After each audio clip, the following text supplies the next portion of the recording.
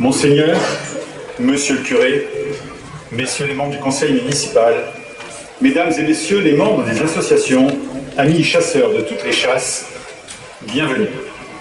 Oui, votre présence dans ce cadre magnifique est bienvenue. Comme elle était attendue cette journée, depuis 3 ans, espérée, préparée, escamotée, reportée, jusqu'à ce jour. D'ailleurs, instinctivement, personne ne s'y est trompé. Vous êtes tous là, et même au-delà, avec nos amis musiciens, sonneurs, fidèles soutiens de nos festivités, que je remercie ici. Et pour la première fois en ce jour, nos amis bateliers et de vous, Monseigneur. Les chasses sont au cœur de nos passions et de notre cœur à corps avec la nature. Comme vous le savez, elles sont le témoignage d'une activité immémoriale et font partie de vos racines. Notre nature est fragile, comme nos vies. Amoureux de sa féerie, nous en sommes les observateurs attentifs et les gardiens jaloux. Nous sommes Gaulois, et à ce titre, toutes nos fêtes se terminent autour d'un banquet. Cependant, comme vous le savez, nous n'avons peur que d'une seule chose, c'est que le ciel nous tombe sur la tête. Alors c'est à vous, Monseigneur, par cette messe concélébrée, de nous épargner ce tracas et de mentionner dans votre prière les âmes de ceux qui nous ont quittés. Merci par avance et bonne fête à tous. Merci. Et merci pour ce mot d'accueil et d'introduction auquel je m'associe évidemment. Je pense qu'il n'y aura pas trop de tracas. Le ciel ne tombera pas sur la tête, il tombera dans nos cœurs, grâce à la parole de Dieu que chaque dimanche nous entendons, et grâce à la célébration de la messe, l'Eucharistie, nous recevons le corps et le sang du Seigneur.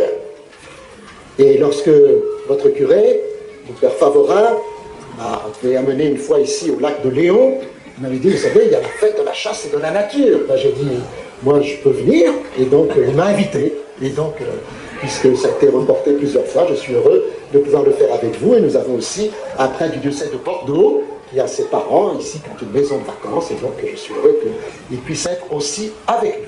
Eh bien, nous mettons debout pour commencer cette célébration et nous rappeler que nous sommes rassemblés au nom du Père et du Fils et du Saint-Esprit. Amen. La paix soit avec vous. Et avec votre esprit. Bien, frères et sœurs, préparons-nous à célébrer le mystère de l'Eucharistie en reconnaissant que nous avons péché. C'est important qu'ils portent en eux lorsqu'ils vont à la chasse. Il me semble que, bien que n'étant pas moi-même chasseur, il me semble néanmoins que pour aller à la chasse, il faut d'abord s'y préparer, il faut prendre les moyens et il faut attendre le moment favorable. Eh bien, c'est ce que nous disent les textes de la parole de Dieu qui viennent d'être proclamés en ce 19e dimanche du temps ordinaire. Ces textes nous invitent à nous préparer, parce que Dieu s'engage. Il nous invite à prendre les moyens, puisque par la foi, nous répondons à l'engagement de Dieu. Et il nous invite enfin à attendre le moment favorable, puisque l'Évangile nous demande de nous tenir prêts. Alors reprenons tout simplement ces quelques aspects pour que chacun d'entre nous qui sommes ici, chasseurs, amoureux de la nature, que nous soyons venus parce que nous avons des responsabilités dans la municipalité, dans les différentes associations de chasseurs ou de nature, que nous soyons des estivants ou des paroissiens, nous avons tous à entendre cette parole pour voir comment est-ce que non pas le ciel va nous tomber sur la tête, puisque ce ne sera certainement pas le cas, mais comment il peut aller jusque dans nos cœurs. D'abord, quand on va à la chasse, il faut se préparer. Vous avez vu comme ils sont beaux, nos chasseurs. Les petits chasseurs, comme les grands chasseurs, les camps de chasse, comme ils vont être beaux tout à l'heure avec les chevaux et les chiens. Il faut se préparer.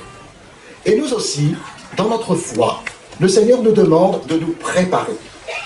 Non pas de nous préparer par nos propres forces, mais il nous demande de nous préparer parce que c'est lui qui nous prépare.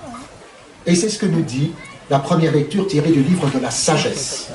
Ce livre est explicite, puisqu'il nous rappelle tout simplement que la nuit de la délivrance pascale avait été connue d'avance, assurée des promesses auxquelles ils avaient cru. le Seigneur nous prépare à le suivre. Ainsi, parfois, lorsque nous nous plaignons, parce que nous n'avons pas assez de ceci, pas assez de cela, il faut d'abord que nous nous demandions comment est-ce que le Seigneur nous prépare à vivre chacun des moments que nous avons à vivre sur cette terre.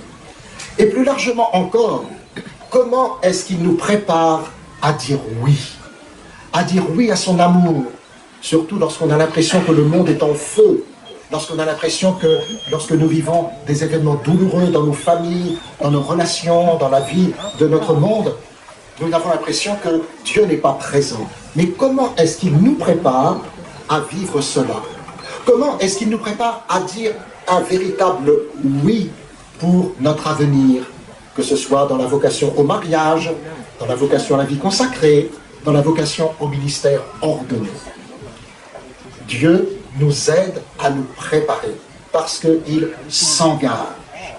Et c'est ça que nous avons besoin de nous rappeler aujourd'hui, en cette fête de la chasse, où quand on fait la chasse, il faut se préparer, là aussi, à la vivre. Non seulement il faut nous préparer, mais comme à la chasse, il faut prendre des moyens. Pour aller à la chasse, d'abord, il faut passer le permis de la chasse. Et puis, il faut s'équiper de façon à pouvoir aller partout là où la chasse est possible. Eh bien, il en est de même dans notre vie de foi. Nous aussi, nous devons prendre les moyens pour répondre à cet appel premier de Dieu. Et c'est ce magnifique passage du chapitre 11 de l'Épître aux Hébreux qui va nous y éclairer. Il y a une phrase formidable que tous les chrétiens devraient connaître par cœur. La foi est un moyen de posséder ce qu'on espère. La foi est un moyen de posséder ce qu'on espère. Répétons cette phrase. La foi est un moyen de posséder ce qu'on espère. Eh bien, frères et sœurs, lorsque nous avons cette phrase accrochée au cœur, tout peut arriver, peu importe, puisqu'avec la foi, nous avons toujours un pas d'avance. Nous avons toujours une longueur d'avance. La foi reconnaît avant même d'attendre. La foi est un moyen de posséder ce qu'on espère. Voyez comment cette phrase est si importante, et c'est pour ça que pendant tout le chapitre 11 de l'Épître aux Hébreux, dont nous n'avons lu qu'un extrait ici, eh bien, l'auteur de cet Épître aux Hébreux nous dit, voilà, grâce à la foi, Abraham s'est engagé. Et puis, il reprend bien des expériences vécues notamment dans l'Ancien Testament pour montrer que la foi, comme on dit souvent, elle déplace les montagnes. Elle nous permet d'aller toujours plus en avant. Il faut donc nous préparer, il faut prendre les moyens, mais il faut aussi attendre le moment favorable.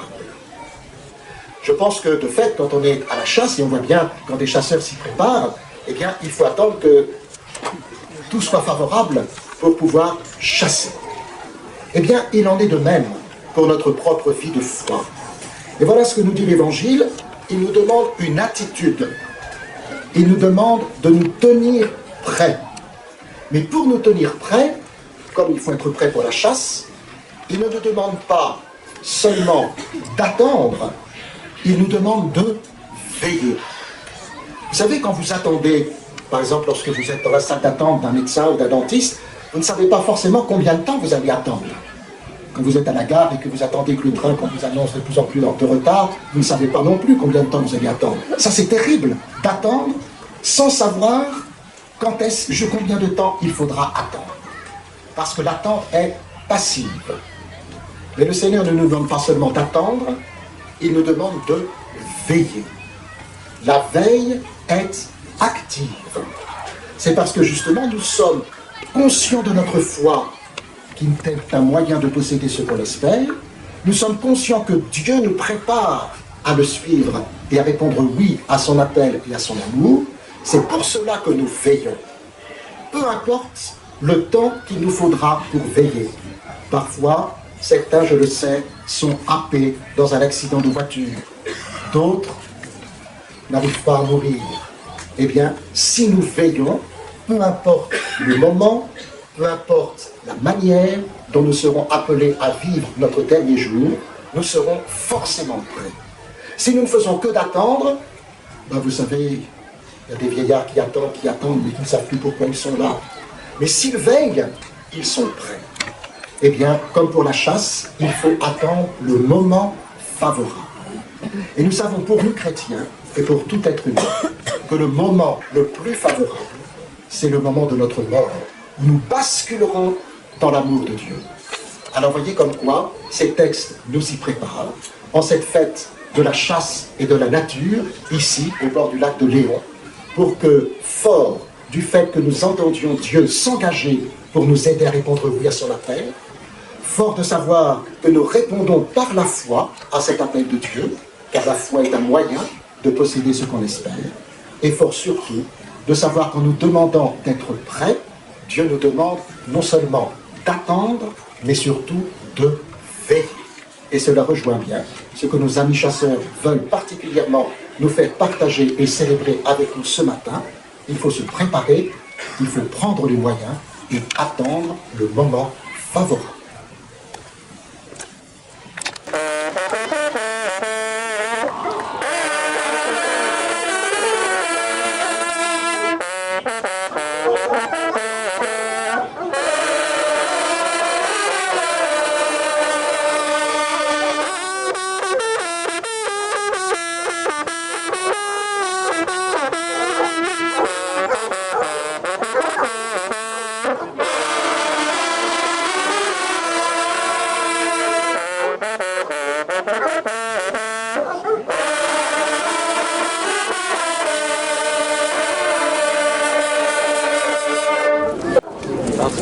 I think it's all about